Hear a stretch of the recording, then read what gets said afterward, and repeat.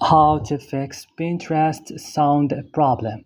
What's up guys, welcome to this tutorial. I will give you the easiest solution to fix this problem. Now let's start.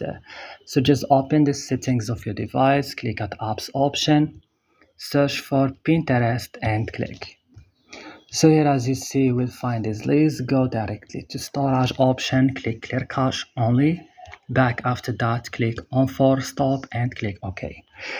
Go to Play Store or App Store, update your Pinterest, restart your device now, and that's it. Don't forget to like and subscribe, and see you in next video.